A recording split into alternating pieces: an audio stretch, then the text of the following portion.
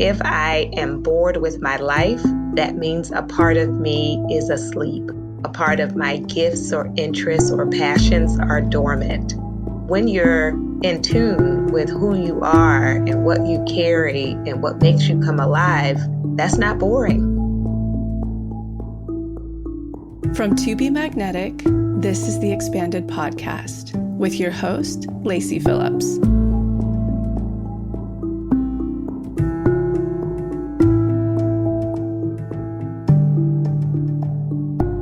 As the leading destination for neural manifestation, we dispel the woo-woo in order to help you create real, tangible results based on neuroplasticity, psychology, epigenetics, and energetics.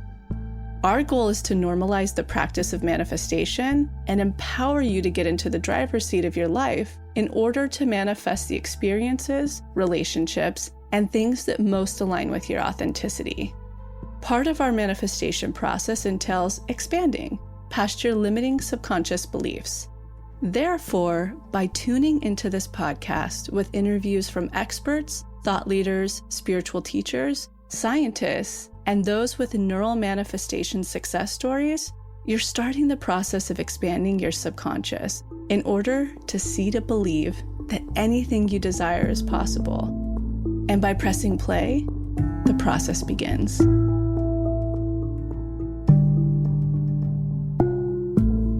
Welcome back to another episode of Expanded. I am so excited for today's guest. She is just such a powerful presence when it comes to healing and recovery and authenticity and finding your joy. You probably follow her on Instagram at Dr. Thema.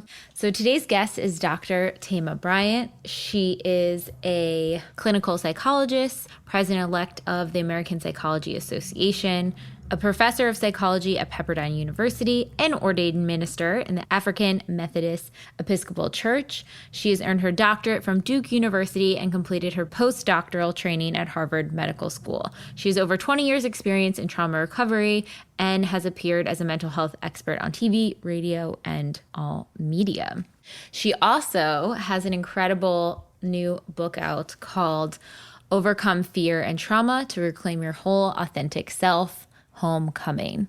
Her book was so powerful. Her message is so powerful. And what I really love about Dr. Thema is she takes these very heavy and intense topics such as trauma healing, people suffering from sexual assault, oppression, war, abuse, neglect, and is able to recontextualize it in a way that along your healing journey, you are in path of connecting to your authentic whole worthy self, and that there is so much joy and beautifulness of pulling back the layers, which is everything that we believe here at To Be Magnetic as well. We really cover in this book understanding what an authentic self is and what it means, and how when we unravel the truth of our past and what we have gone through and who we are truly at our source, that we can start to allow a space for our authenticity to come out and be prevalent, and how a lot of reconnecting with our authenticity. Obviously, with TBM, we believe there's a lot of reprogramming in the mental and neural pathways. But then the next piece is that action. And so Dr. Thema really touches on how to be intentional and actionable with how you show up in the world and who you want to be as it aligns to your authenticity. She also talks about people pleasing, how boredom truly means that we are living beneath our potential and self-sabotaging, limiting ourselves, how being busy does not mean that we are healed, tips for reparenting, and really digging into this idea that we can look at our triggers in life and go back to their roots, uproot them, recontextualize them, and start presenting differently in real time. She also gives some incredible tips on healing somatically in your body and calming your nervous system, because that is something that comes up a lot when we're facing triggers in real time. I know you guys are going to love this episode, and I highly, highly recommend her book.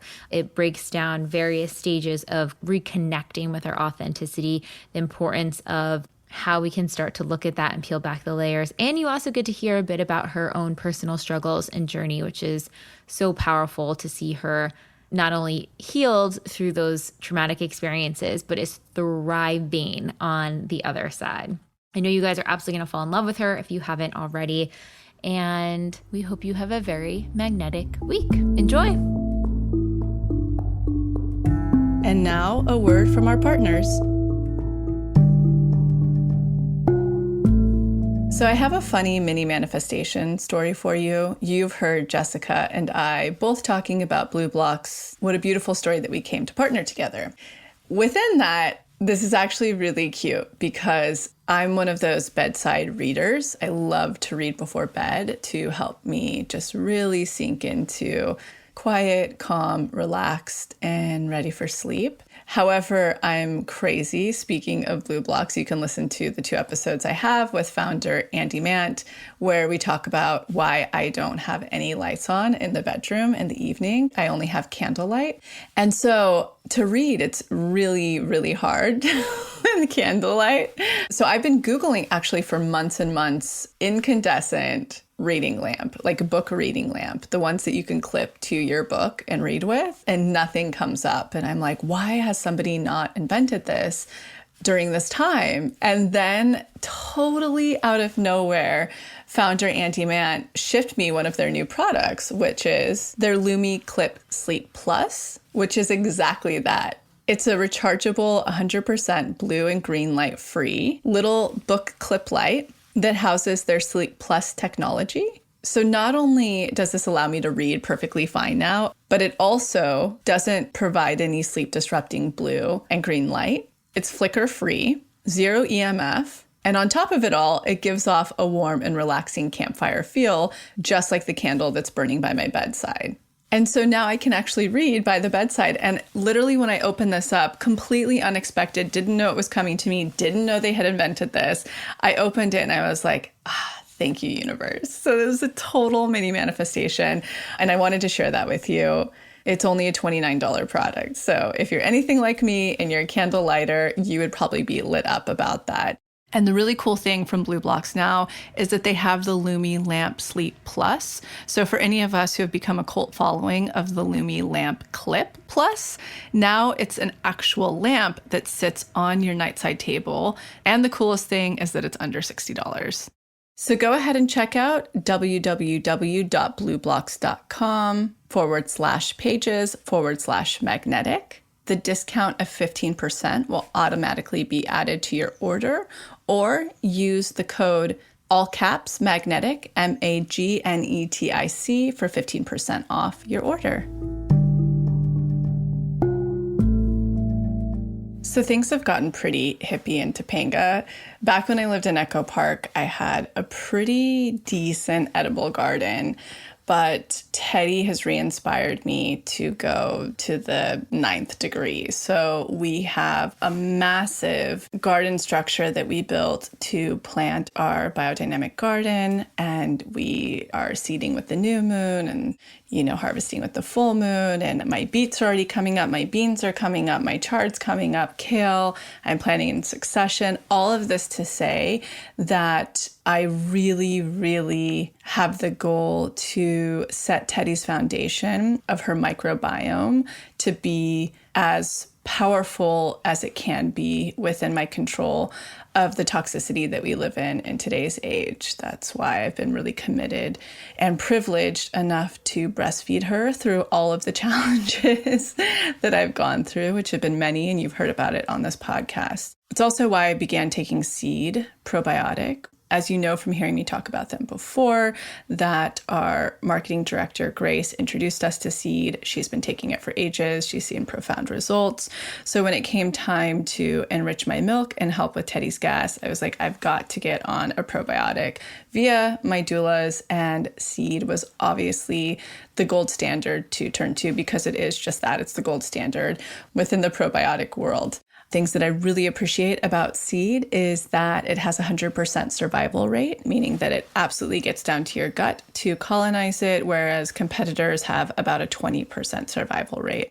Their advisory board is chock with some of the most profound scientists Dr. Gregory Reed being one of them. He's actually the chief scientist that coined the word probiotic. So safe to say everybody at TBM is using Seed Probiotics and their monthly subscription. We're incredibly proud of it. We are beyond proud to be partnered with them.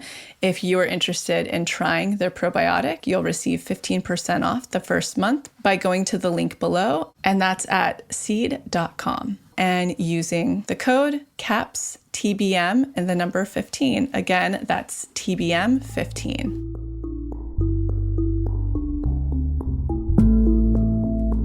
All right, on to the episode.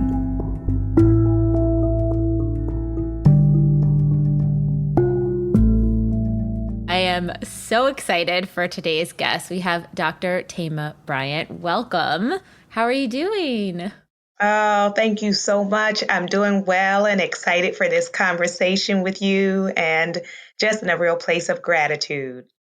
I've been following you for so long and listening to Homecoming, the podcast, and just had the opportunity to finish reading Homecoming, your latest book. So it is such an honor. I feel like I really deeply resonate with your words and even like the energy of your delivery. I was thinking about this before recording, but there's something about the way that you talk about such kind of heavy or scary topics in a way that feels like a warm hug. It feels like, oh yes, this is what it's all about. It's safe to explore this or think about this or move to this space. So you're so excellent at that.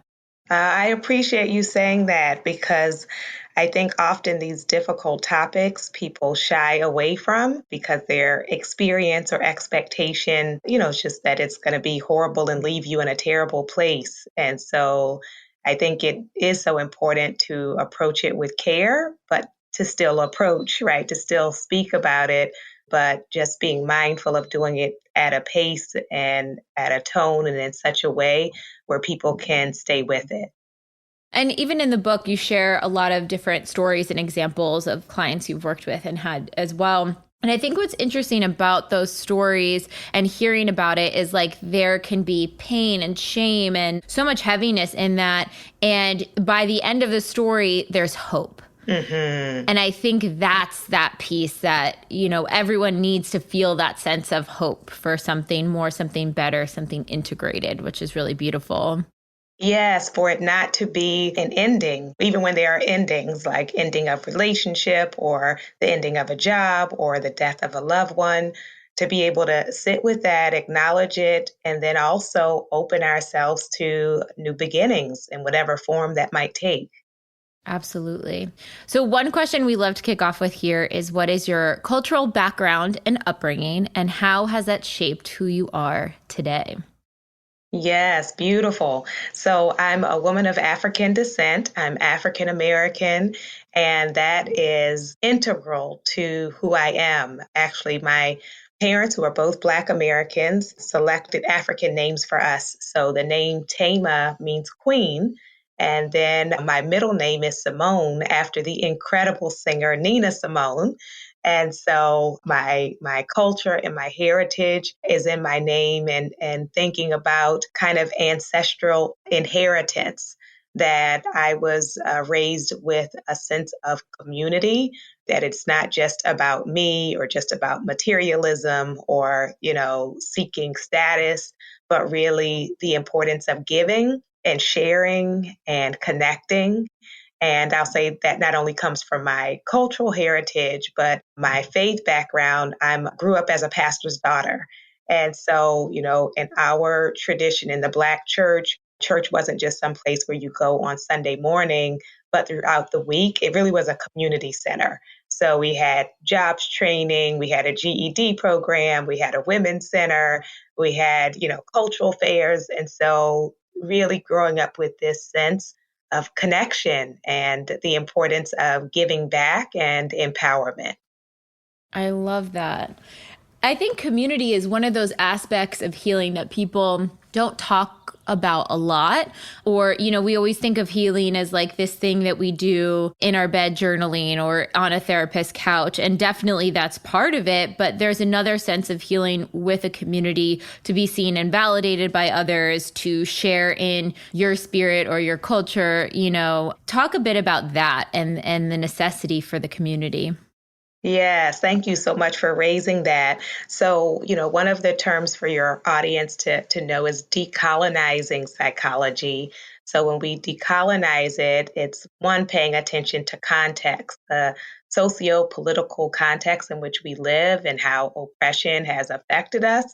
But it is also highlighting cultural or indigenous ways of healing. And, one of the ways that most cultures utilize is healing in community. And so there was a powerful story that was told, I believe, in Rwanda, that US-based psychologists came over and claimed they were going to help them. And one of the community leaders reported, these people said they were going to help us heal, so we let them in. And they did not have any music. They did not have any dancing. And they separated us and took us into these dark little rooms and wanted us to tell all of the terrible things about our lives. And that was not healing. So we had to ask them to leave. Oh, and I just think that, right, is so powerful. Yeah. It's like, how are you going to make us feel better? You have no music. Yeah. So there is healing that takes place in community. And even as a therapist, I'll say, and I do individual therapy, but I also do group therapy. And it is a different energy that can happen in group or even in family therapy or couples therapy, being able to connect with other people. Many of us carry so much shame. And so it can help to break it when I tell my truth to like one individual therapist, and it can break it on another level when I reveal myself, when I share my truth in a larger space or with more people and have it accepted and experience that it wasn't the end of the world for them to know that about me. So it really is a beautiful thing for us to have that community connection. And sometimes we can receive truth on another level when it comes from a member of your community. Sometimes as therapists, I may, say something encouraging to a client. And some clients may feel like, oh, well, like you have to say that, right? You're my therapist. Like you have to like me. But it hits on another level when someone who's a part of their circle responds with that support. Yeah, I think community, it's interesting. It's one of the things I have sort of in my mind for this year is like connecting deeper with community. What does that look like? How can I do that? Where do I seek those places? Where's sort of a first step you point people when they're like, you know what, I do need community in my life. I need to feel connected to people on a bigger level. Is it like looking up local things that are going on? Like, how do you instruct people to kind of seek out that community? Yeah, so there are so many different types. So you can first brainstorm about what you want to connect around. So if you're wanting connection around your mental health, there are organizations like NAMI, National Alliance on Mental Illness, that has peer-led support groups that are free. And so, then I can connect with people who are also dealing with their mental health.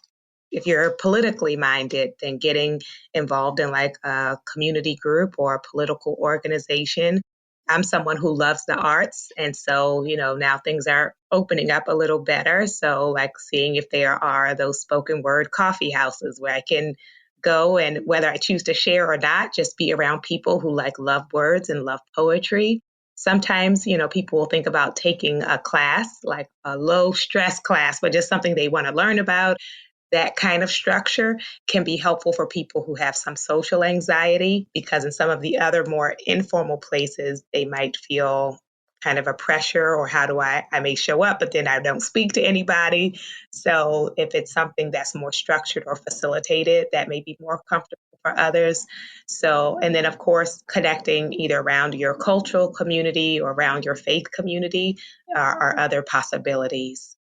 Love that. So helpful. And we'll link all of the things that you mentioned as well in the show notes.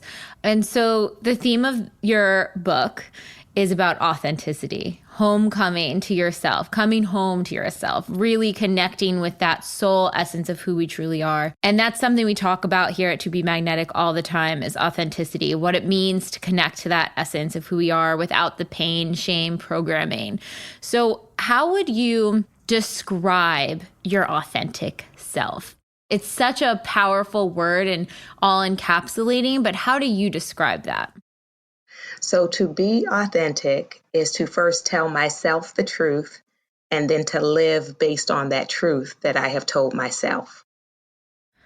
That second half is so vital because people can sort of visualize their authentic truth. You know, okay, what would I be like if I didn't do this or that, or this didn't happen, or it did happen and I was able to heal and move on from it. And okay, got it. I have this idea of a person that I want to move towards being, but it's how you speak, act, interact, show up in the world to embody that. Yes, that's it, the embodiment. And so sometimes we have these wake up moments where you realize, I've been shrinking, I've been hiding, I've been pretending to either agree with everyone else, or I've been imitating. I've been being somebody else's authentic self in place of developing my own.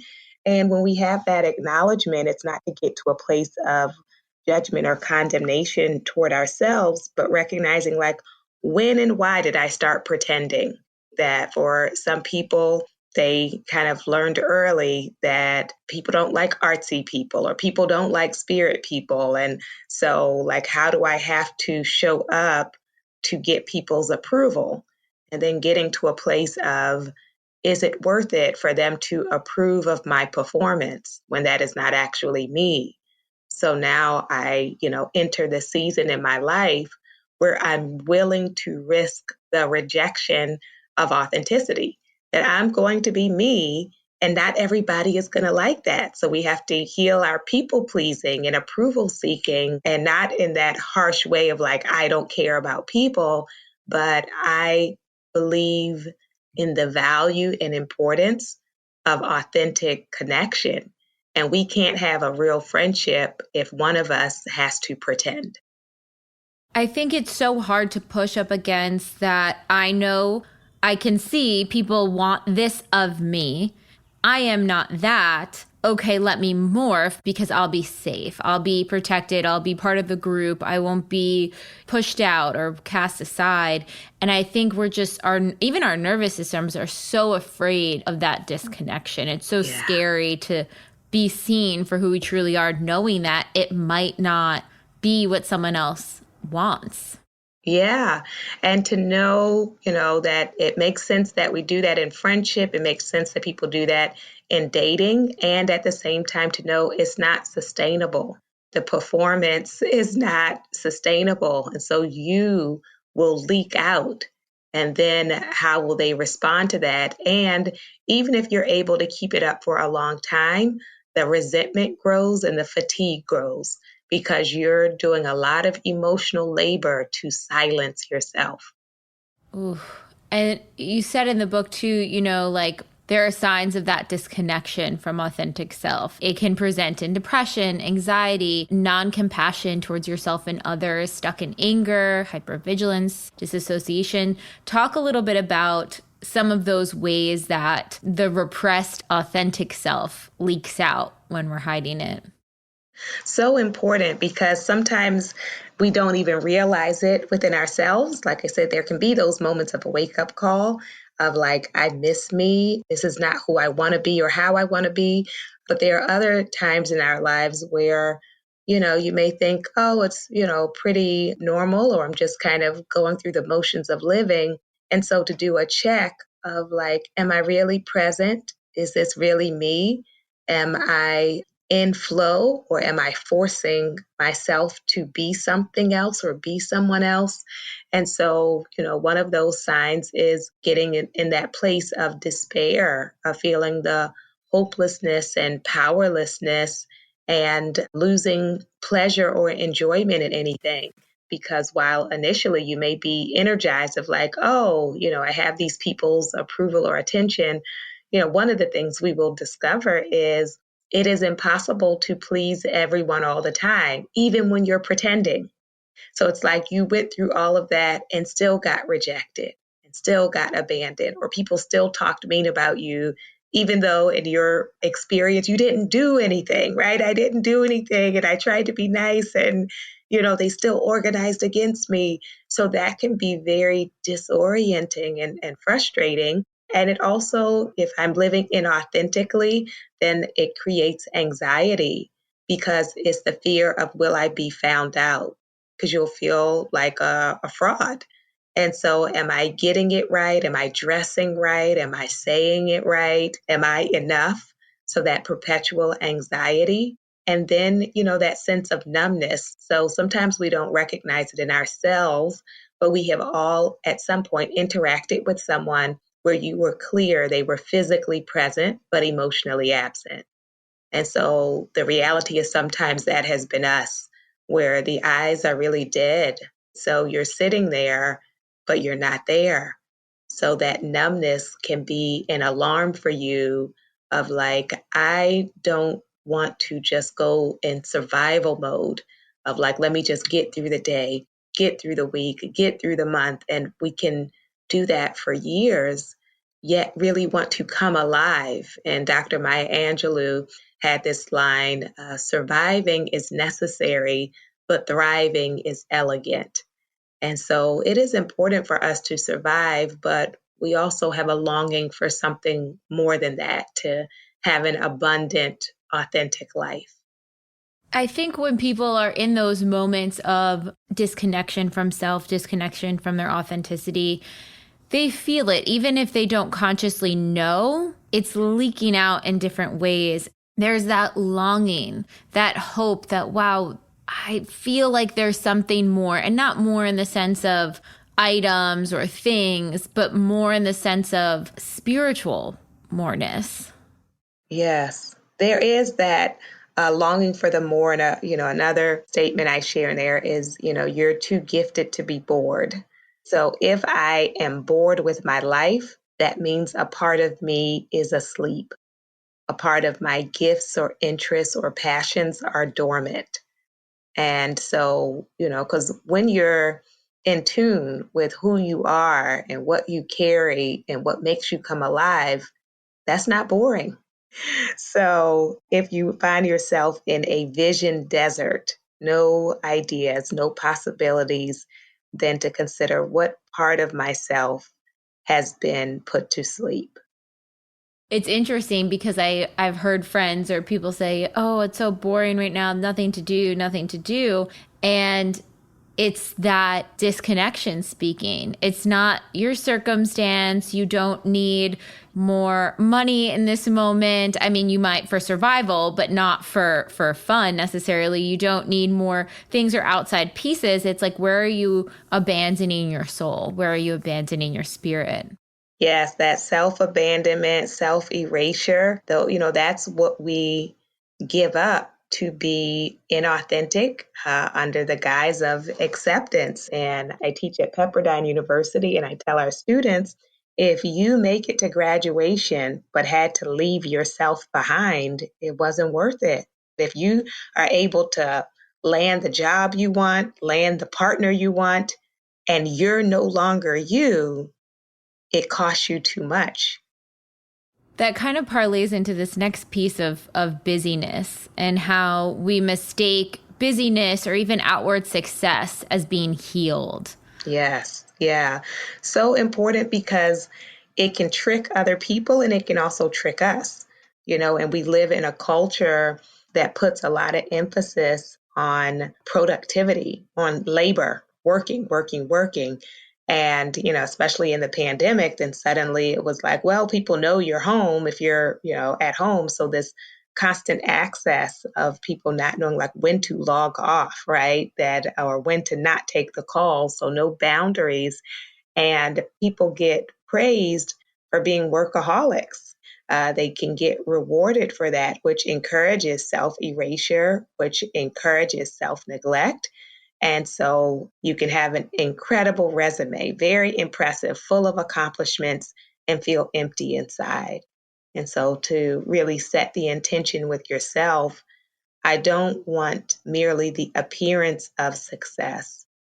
I want to be at home within myself. I want to be fulfilled within myself. I want to actually know I'm already enough, because sometimes what is driving that is this feeling of unworthiness that can come from a history of abandonment or trauma. And so this feeling of like perpetually needing to prove myself, and that can create a perfectionism and the sense that like nothing is ever enough. So even if you accomplish something or you get something, you don't really celebrate it, you don't enjoy it. Now your mind's immediately going to like, what's the next thing? What's the next? What's the next? We also stay busy to avoid thinking about the things that we actually need to heal. So it's avoidance. So if I work nonstop, or when I'm not working, I have to have the television on while I'm on the phone, while I'm playing a podcast, while I'm doing a million things, because the silence may feel impossible. In the silence, you may think about some things you don't want to think about, but running and busyness are not the same thing as being healed. And so we really want to be able to face our own pain. We want to be able to face our own memories so that they don't continue to run us, but that we have power to be able to hold it. And I think that's that big piece, which is if we do not look at it, it is still impacting us. And that's an important point, because many people don't connect the dots, and they'll say like, oh, I'm over it, or that happened a long time ago. It doesn't bother me. I just put it in a box and, I don't think about it. I don't talk about it. But as we said before, it leaks out. It shows up in the ways that we parent. It shows up in the ways that we partner. It shows up in the ways we treat ourselves. It shows up even when it is beyond our awareness.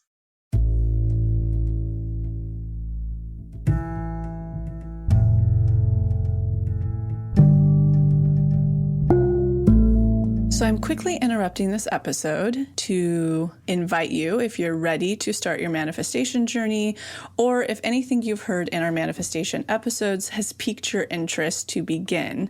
We have a la carte workshops in everything from the basics bundle, which is what we recommend to everyone who starts. It's the formula that actually teaches you how to manifest, unblocked inner child, and unblocked shadow. We also have a la carte workshops on love and money. But the real gem is the Pathway membership, because it encompasses every single workshop we have. It's a year-long membership with full access to the few a la carte offerings we have, and exclusive workshops not available anywhere else, such as the daily practice, which is what everybody in the Pathway uses, hopefully at least 3 times a week to daily, in order to truly create the new neural pathways that one needs in order to manifest, and houses the library of our deep imaginings, which is our unique hypnosis process that allows you to get into your subconscious and overwrite those old neural pathways, creating the new ones.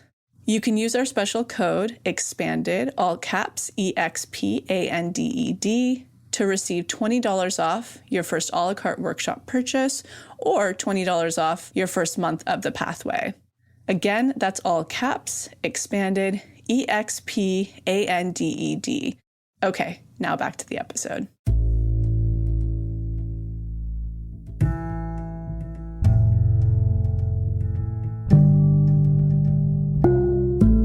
Talk a bit about the reparenting process and going back to our inner child versions and kind of seeing through the lens of their eyes and what they witnessed and what they actually needed but likely didn't get.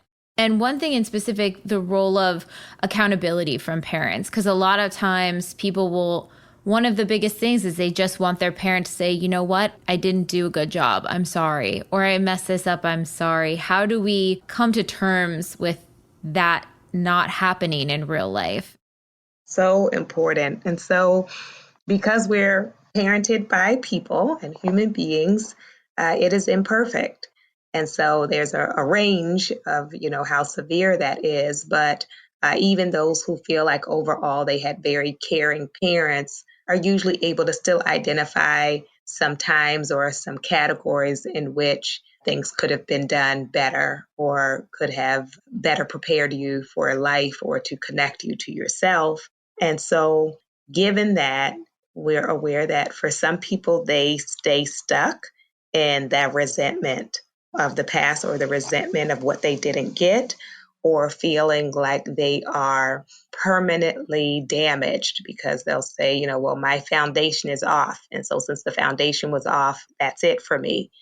And, while it is not an easy road, it is possible to recognize the ways in which there are some aspects of parenting that I did not get because of the guardians or parents that I had.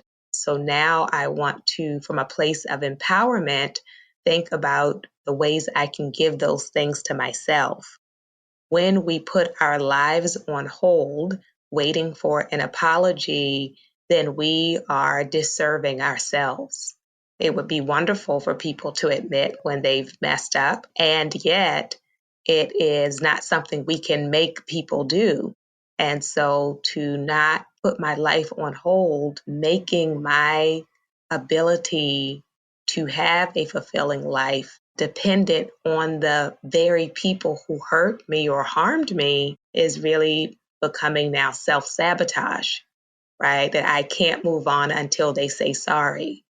So for us to grieve what we did not get, or to even have anger about the mistreatment, may have sadness and grief about it, about, what your child self was exposed to or did not receive. And it is unfair because you'll see other people that who had a different journey.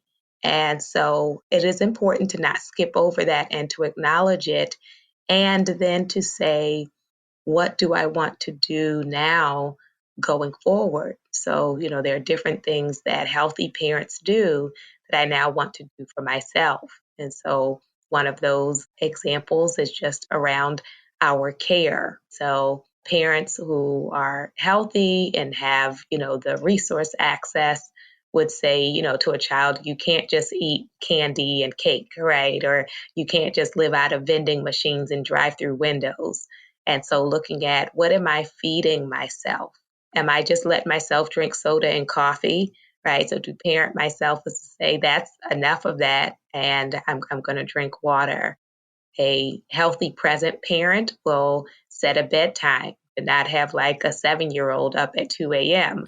So for me to say to myself, I need to create a sleep regimen. My sleep hygiene is important. I'm deserving of rest, that I'm not going to just either sit on the couch with the TV watching me, or like work until I fall asleep with a computer in my lap, but to say I'm deserving of rest and of care.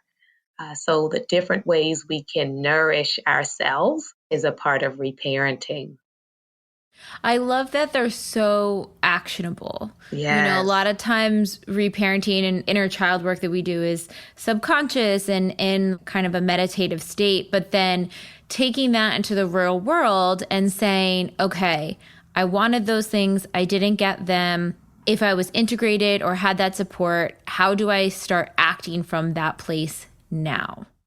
Yes. And the practical piece is so important. That's why at the end of each chapter are the homework assignments, because I don't want people to just read it and say, oh, interesting book, but for us to think about ways to apply it.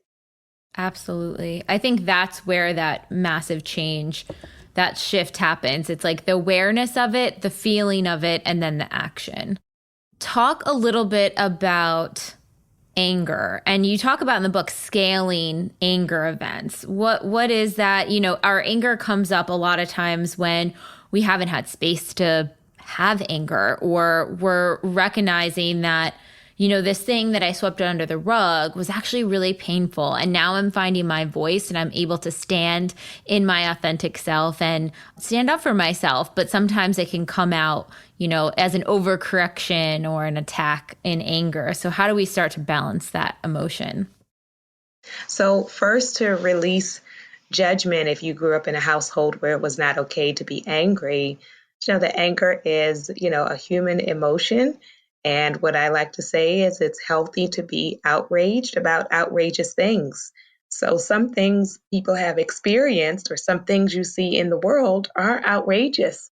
It's not that I have to like feel nothing, when people just highlight this disengagement where, I'm neutral and nothing bothers me and I don't care about anything. But to be a compassionate person, to be a caring person means that when things that are done that are harmful, that you have feelings about that. So it then just becomes, what do I do with those feelings? So we talk about constructive anger versus destructive anger, because for some people, anger, frustration, outrage is what motivates them to be a change agent.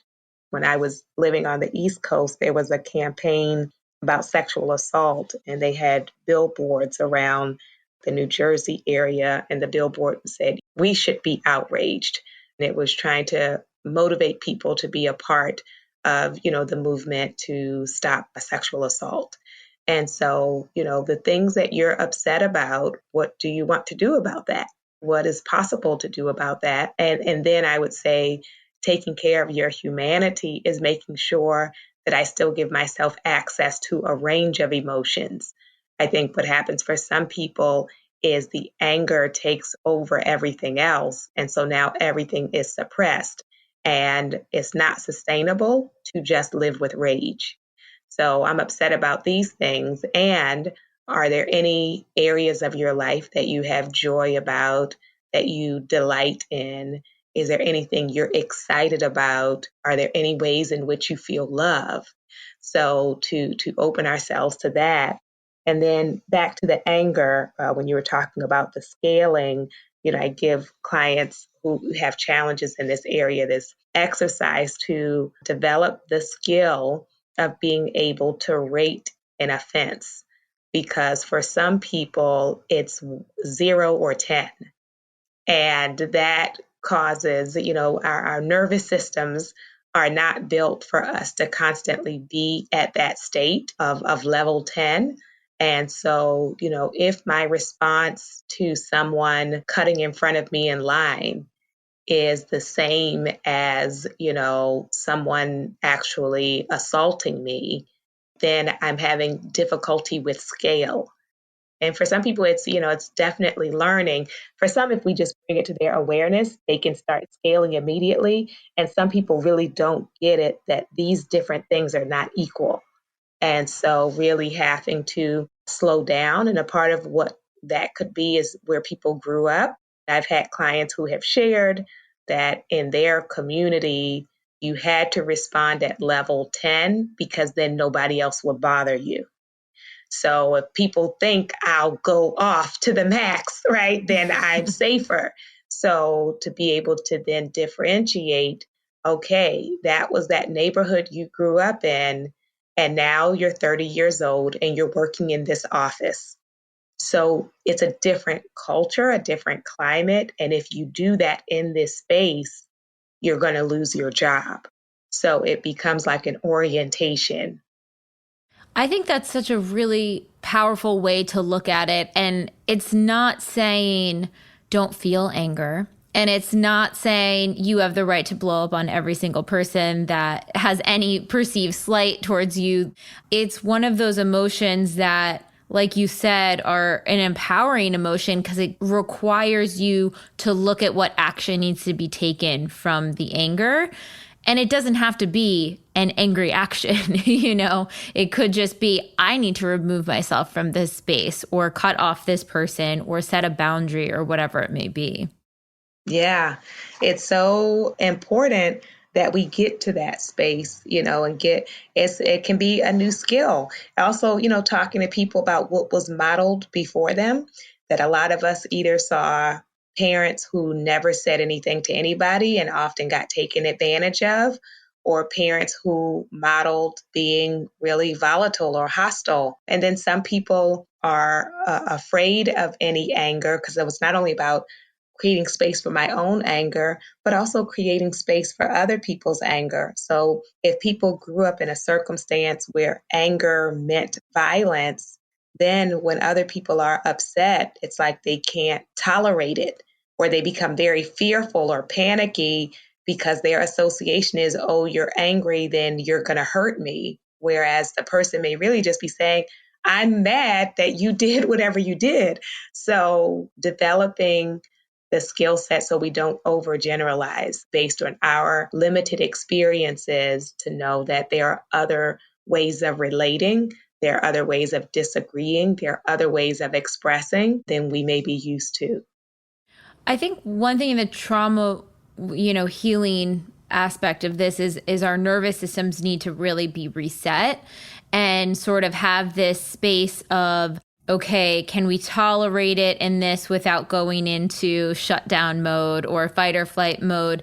What are some of the sort of practical ways, and you share a lot of these in the book, but like, what are some of those ways of expression or healing or movement that we can start to calm that nervous system or support it more? Absolutely.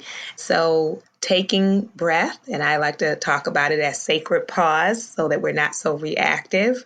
So giving ourselves time to center and breathe, not just in the moment of tension, but throughout the day. When you're a trauma survivor, you may find yourself holding your breath or breathing in a very shallow way. And so giving myself space to like slow down and really breathe. Interestingly, humming helps to calm the nervous system.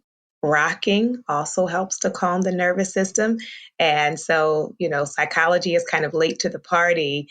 They, have discovered with studies about humming and rocking, but many of our cultural traditions have been doing that for generations.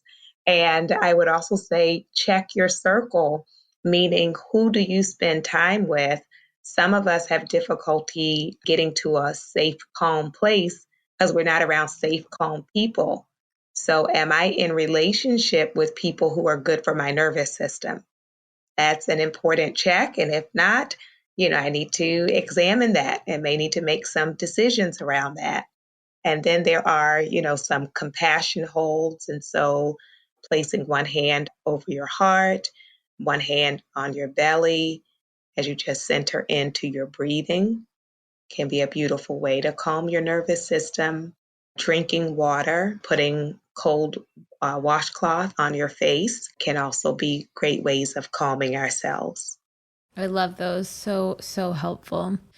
One other piece you touch on in the book, which I think is so powerful and important and needed, is how people of marginalized communities can kind of start to peel back some of the pain. And especially when they are still facing oppression, racist encounters, whatever's happening in their society. What are some tips or insight or ways that people, who are listening to the podcast who identify with those communities can start to approach their healing work? One quote that really stuck out to me from the book was, internalized oppression is when you come to believe the lies you've been told about yourself.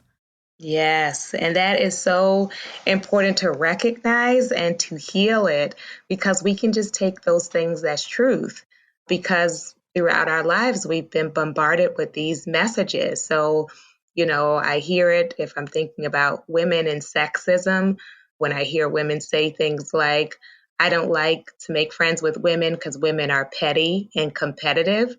And I'm like, so women are petty and competitive and men are collaborative and deep, right? It's like, is that really, is that the truth? And so sometimes people just say things as fact that are really just based on stereotype, even of the group that they're in.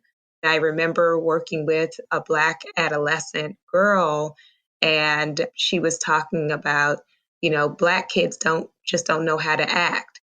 And I said, where are you getting that from? Now, at her school, all of the behavioral challenge classrooms were filled with Black kids. And of course, not looking at what are the disparities that happen when we look at subjective discipline of what kid gets told to, have a seat and lower your voice, and what kid gets sent to the principal office, or what kid is now labeled in this way. And so needing to disrupt those ideas, not only about our capacity, but even around beauty. A lot of people really struggle with body image, and we have been presented with billboards and magazines and television shows and films that often present very narrow ideas about what is beautiful. And then, who benefits all of these companies that convince us we need their products. So to be able to recognize what are the lies I have come to believe about my own community, whether I think I'm included in that or whether I think I'm the exception, and to begin to think about culture as medicine, that it is beneficial to learn about my cultural heritage, not just about racism. So, yes, oppression exists, stereotypes exist, and it's not just that I want to try not to believe the stereotype, but I want to come into clarity about who I actually am, right? The things that I was not taught in most, school settings. Often, when it comes to Black history, people learned very briefly slavery and then Dr. King. And here we are. There's so much more. And so to know the gift of that, that there is wisdom in your cultural heritage. So I like to say we don't just have ancestral wounds, but we have ancestral wisdom. And so to learn the wisdom. Yes. I think that's such an important piece because it's disrupting the lies that you've been told to believe about yourself, the rejection of self, the rejection of belonging, all of that you have to question, push back on, really just say, I'm not taking in whatever this person is trying to put on me because I believe it is not true.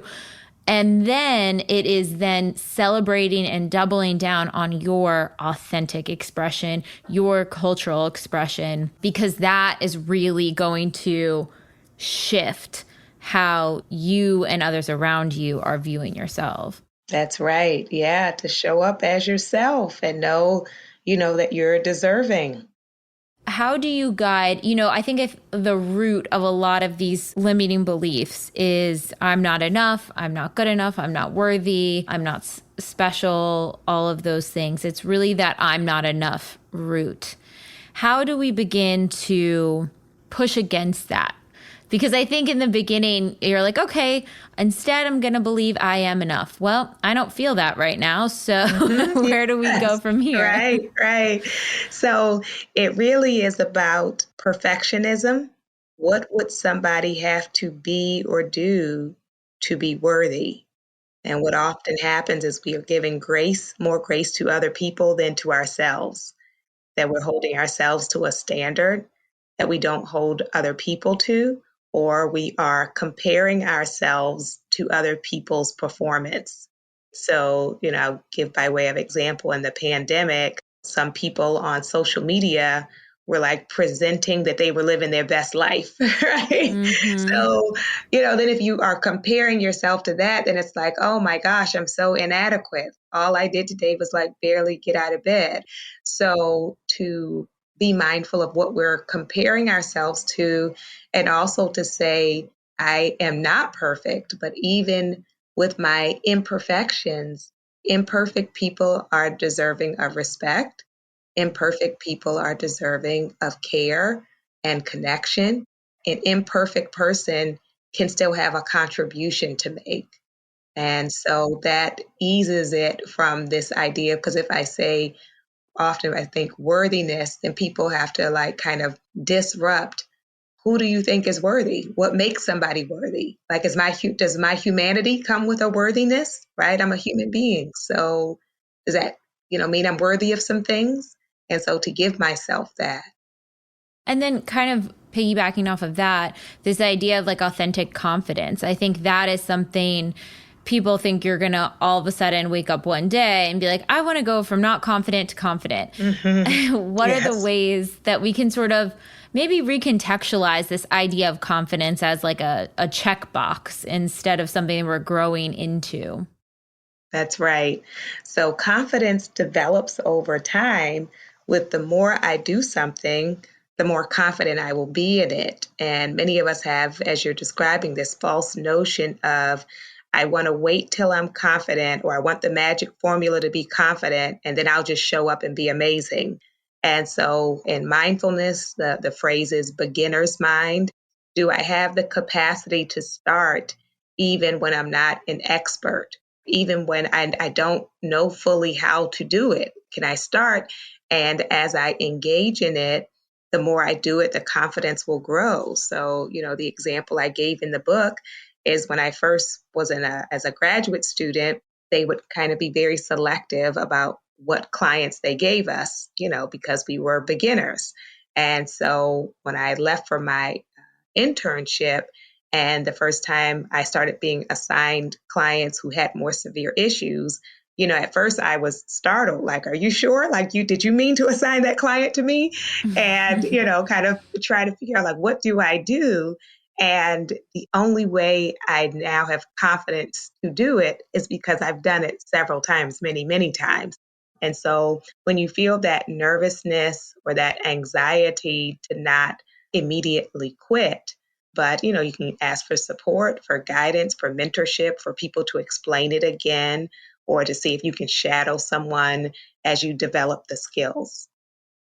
First, thank you so much for this incredible conversation and for everything that you put out into the world, because it's so amazing and needed and necessary. And where can everyone find you and connect with you and read your books and continue to be encouraged to return to their self?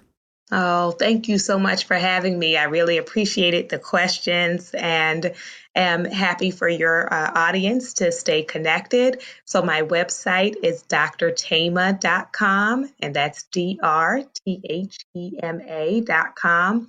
My podcast is called Homecoming, and it's on major platforms. You can follow me on Twitter, on Instagram, and just as of 2 weeks ago, you can follow me on TikTok. And so, right, I'm just joining that party. And on all of the platforms, I'm Dr. Thema. Amazing. And we'll have links for everything in the show notes, as well as for your books as well. Thank you so much. This has been such a beautiful conversation. Oh, thank you. All the best to you.